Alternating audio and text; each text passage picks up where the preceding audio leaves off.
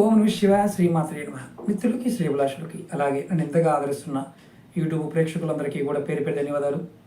మిత్రులారా, మీ అందరికీ పరాదేవత ఎల్లవెల్లలా మీతో ఉండి మీ మనోవాంఛ నెరవేర్చాలని మనస్ఫూర్తిగా కోరుకుంటున్నాను. ఈరోజు మనం జాతకంలో దుస్థానంలో శని ఉన్న, శని దశలో బాధపడుతూ ఉన్న,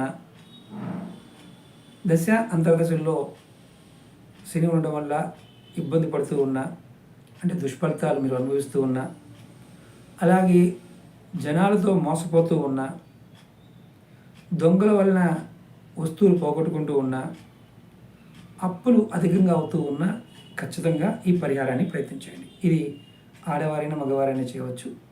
నెలసరి సమయంలో మాత్రం చేయమాకండి. మిగతా సమయంలో ఎటువంటి నిబంధనలు లేవు, ఎవరైనా చేసుకోవచ్చు.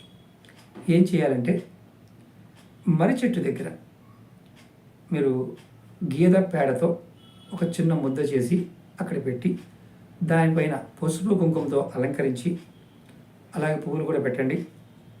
దానిపైన దీపం అంటే మట్టి ప్రమిదలతో దీపం పెట్టి, వేప నూనె పోసి 4 మిరియాలు ఆ నూనెలో వేసి, 2 ఒత్తులు మామూలుగా తెల్లటి ఒత్తులు తీసుకోండి, వేసి దీపారాధన చేయండి.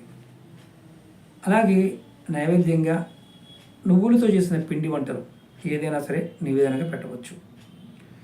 ఈ ఉపాయాన్ని మీరు శనివారం, శని నక్షత్రం, శని హోరలో చేయండి. లేదా మీ జన్మ నక్షత్రం కానీ మీ నామ నక్షత్రం రోజునైనా సరే, అంటే నామ నక్షత్రం ఉన్న రోజు శని హోర ఉన్న సమయంలో, జన్మ నక్షత్రం రోజు శని హోర ఉన్న సమయంలో ఈ పరిహారం చేస్తే దుస్థానంలో ఉన్న శని నుండి వచ్చే ఇబ్బందులు తగ్గుతాయి.